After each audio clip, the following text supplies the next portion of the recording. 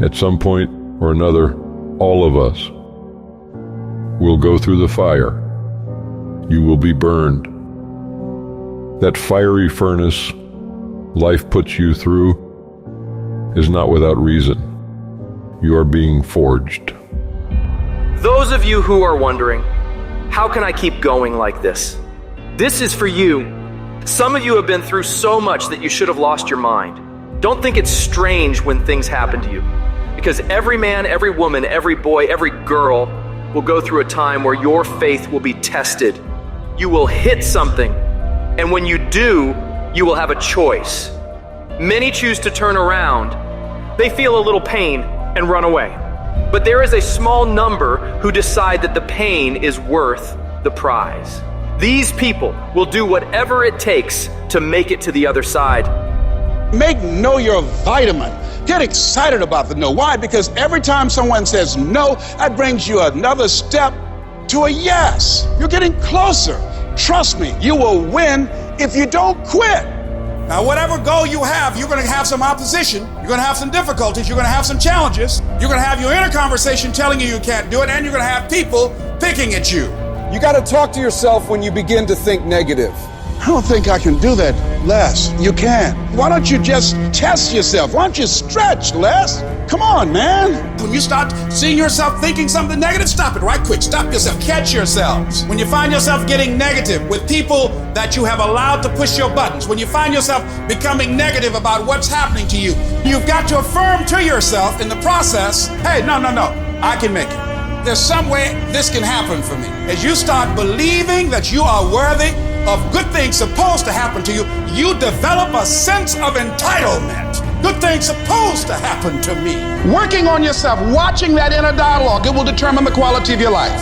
Life shrinks or expands in proportion to one's courage. So you've got to believe you can get through this. You've got to have faith, knowing that there is something greater for you in this world.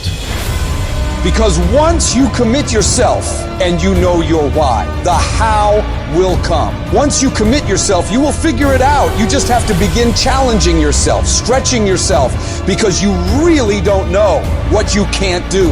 When you believe with everything in you that you are destined for greatness, you will find a way. You turn a tragedy into a triumph, despair into repair, pain into gain, adversity into prosperity.